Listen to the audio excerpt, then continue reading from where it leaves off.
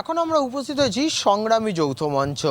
সংগ্রামী যৌথ মঞ্চে উপস্থিত হওয়ার একটাই কারণ, পশ্চিমবাংলা এবং তথা সারা ভারতবর্ষের অবস্থা এবং সংগ্রামী যৌথ মঞ্চের অবস্থা। দীর্ঘদিন যাবৎ সুপ্রিম কোর্টের দ্বারস্থ সংগ্রামী যৌথ মঞ্চ, কিন্তু আজ ফের কোর্টে ওঠার কথা সংগ্রামী যৌথ মঞ্চের মামলা কোন জায়গায় দাঁড়িয়ে আছে সেটি একটু শুনে নেব। আগামীকাল কোর্টে ওঠার কথা সংগ্রামী যৌথ মঞ্চের মামলা, সেটি কোন জায়গায় দাঁড়িয়ে আছে সেটি শুনে নেব একটুখানি। কোন জায়গায় দাঁড়িয়ে আছে? দেখুন, আমরা সংগ্রামী যৌথ মঞ্চ, রাজ্য সরকারি কর্মচারী ইউনিয়ন, যারা আমাদের ন্যায্য অধিকারের দাবিতে এই শহীদ মিনার ময়দানে এখানে অবস্থান মঞ্চে 1020 দিন আমরা বসে আছি। দীর্ঘ শুনানি হয়েছে। মাননীয় বিচারক মণ্ডলী বলেছিলেন এই মামলার একটা হেস্তনেস্ত করে ছাড়তে হবে। লাগাতার শুনানি হওয়ার পরে রায়দান বাকি আছে। পুজোর ছুটি চলছিল, ইতিমধ্যে কোর্ট খুলেছে, হয়তো গুরুত্বপূর্ণ আরও অনেক বিচারের রায় বাকি আছে। আমরা যেটা সূত্র মারফত জানতে পারছি বা জেনেছি যে আগামীকাল হয়তো ডিএ মামলার রায় পেতে চলেছি আমরা। যদিও আমরা জানি যে বেঞ্চে এই শুনানিগুলো হয়েছিল সেই বেঞ্চকে কোর্ট অনুমতি দিয়েছে। জানি না আজকে আরও কয়েক ঘন্টার মধ্যে আমাদের মামলার রায়ের লিস্টেড হয়েছে কিনা কালকে। আমরা আশাবাদী মহামান্য সুপ্রিম কোর্টের বিচারপতিরা আমাদের প্রতি সহানুভূতিশীল হবেন এবং ভারতবর্ষের ঐতিহাসিক যে রাজ্য সরকারি কর্মচারীদের আন্দোলন, যেটা শহীদ মিনার ময়দানে সংগ্রামী যৌথ মঞ্চ দেখিয়ে চলেছি আমরা, ঝড় বৃষ্টি জল রোদকে উপেক্ষা করে আমাদের চিন্তাভাবনা, আমাদের আশা হয়তো আগামীকাল বা আরও 2-1 দিনের মধ্যে আমরা আমাদের ন্যায্য অধিকারের স্বীকৃতি পাব। যদিও এই ধূর্ত দুর্বৃত্ত অমানবিক সরকার তার কতটা প্রতিফলন ঘটাবে সে ব্যাপারে একটা আমাদের চিন্তা আছে, কিন্তু আমরা সংগ্রামী যৌথ মঞ্চ এবং রাজ্য কর্মচারী ইউনিয়ন যারা এই আন্দোলনে এবং মামলায় আমরা আছি, আমরা কিন্তু এই সরকারের শেষ দেখে ছাড়ব। আমরা যদি আমাদের কোর্টের নির্দেশ না মানেন বর্তমান রাজ্য সরকার, তাহলে আমরা সংগ্রামী যৌথ মঞ্চের সৈনিকরা এই সরকারের পতন কী করে ঘটাতে পারি সেটা আমরা ঐক্যবদ্ধ, জনসাধারণকে ঐক্যবদ্ধ করে আমরা বৃহত্তর আন্দোলনে নামব। জনসাধারণকে যখন আপনারা ঐক্যবদ্ধ করে বৃহত্তর আন্দোলনে নামার কথা বলছেন, পশ্চিমবঙ্গ সরকার আপনাদের একের পর এক দিক থেকে বিমুখ করেছে। আপনারা যখন হরিশ মুখার্জি রোডে গেছেন আন্দোলনের জন্য মিছিল করতে, তখনও কোর্টের পারমিশন নিয়েছেন। যখন আপনারা শহীদ মিনার ময়দানে আসার জন্য শিয়ালদা হাওড়া থেকে মিছিল করবেন, তখনও আপনাদের কোর্টের পারমিশনে লেগেছেন। বারবার সরকার যখন বিমুখ করছে এবং পশ্চিমবঙ্গে একাধিক জায়গায় যখন ধর্ষণ এবং সবচেয়ে বেশি নারী নির্যাতনের ঘটনা ঘটছে, তখন সেই সময়ে দাঁড়িয়ে হসপিটালগুলোর এখন আরজি করের ঘটনা আপনারা শুনেছেন, পিজির ঘটনা কিছুদিন আগে শুনেছেন, সেখানে মুখ্যমন্ত্রী বেড আরও বাড়ালো সরকারি হসপিটালগুলোতে। একটু আগে স্বাস্থ্য ভবন থেকে সাংবাদিকদের মুখোমুখি হয়ে সেটাই জানালে, সেটা নিয়ে কি বলবেন? দেখুন, এই সরকার পুরোপুরি দেউলিয়া হয়ে গেছে। সরকারের এখন ভোটের খরচা তোলার ব্যাপার আছে।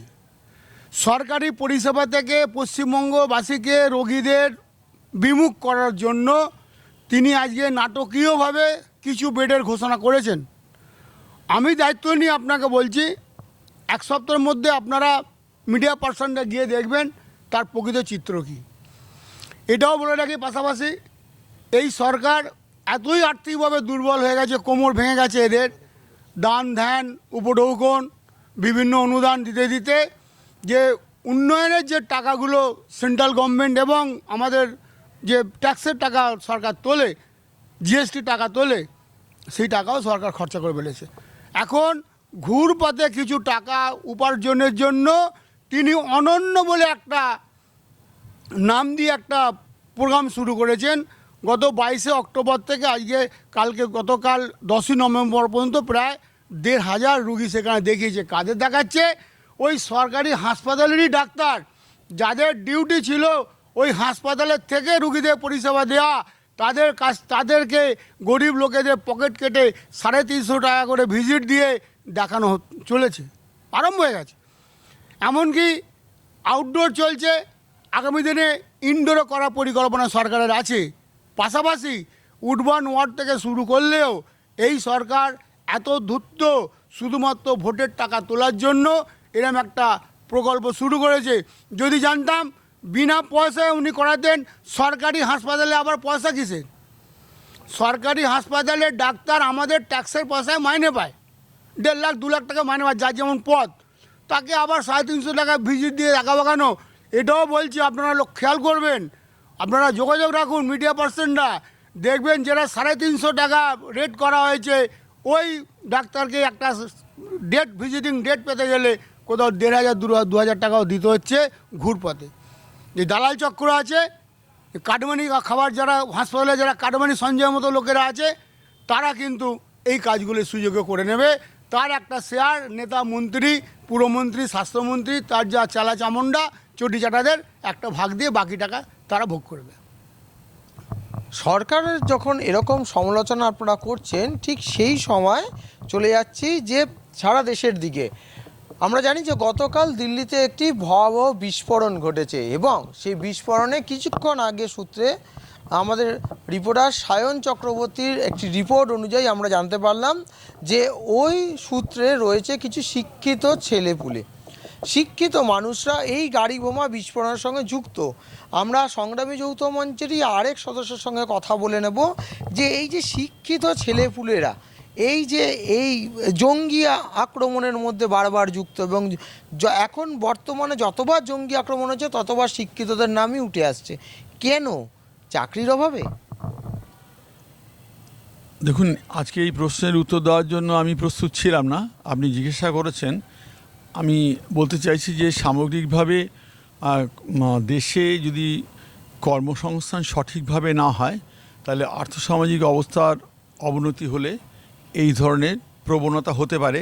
একই সাথে বলতে হয় শিক্ষা এবং মানব অধিকার যেগুলো আছে সেইগুলো সম্পর্কে মানুষকে যদি সচেতন না করা হয় এবং মানুষের যদি তার নিজস্ব মর্যাদা এবং সম্ভ্রম এবং তার জাতিসত্তা, তার ব্যক্তিসত্তা, গোষ্ঠীসত্তাগুলোকে সঠিকভাবে মূল্যায়নের বোধ শিক্ষা না হয়, তাহলে এগুলো হয়, এটা আমার ধারণা।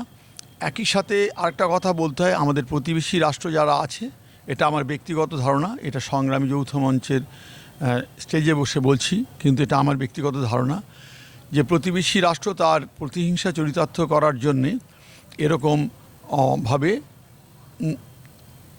অন্য পাশের রাষ্ট্রে, মানে ভারতবর্ষের ভারতভূমিতে অশান্তি সৃষ্টি করতে পারে বলে আমাদের পূর্বতন প্রচুর অভিজ্ঞতা আছে।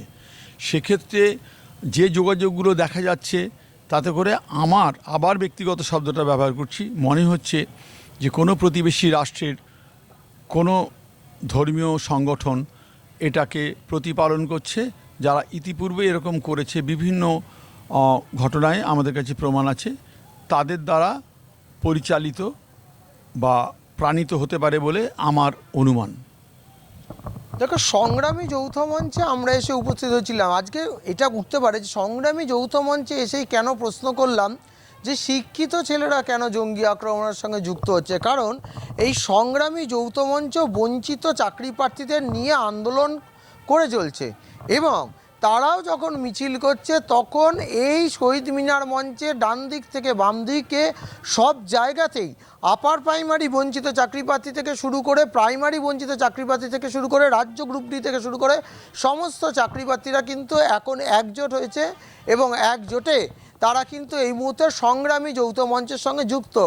অর্থাৎ পশ্চিমবঙ্গ যে জায়গায় বঞ্চিত চাকরি প্রার্থীদের চাকরি দিতে পারছে না, তাদের চাকরি পাওয়ার দাবি এবং মহার্ঘ ভাতার দাবিতে যেমন আন্দোলন করছে সংগ্রামী যৌথ মঞ্চ, তেমনি সারা পশ্চিমবাংলায় এই শিক্ষিত সমাজ যাতে তারা জঙ্গি আক্রমণের সঙ্গে না যুক্ত হয় সেই দিকেও নজর রাখা দরকার প্রত্যেকটি রাজ্যের, রাজ্য সরকার থেকে শুরু করে কেন্দ্রীয় সরকারের। ক্যামেরায় রাজ বর্মনের সাথে Debarun Chakraborty, vision plus news, Kolkata.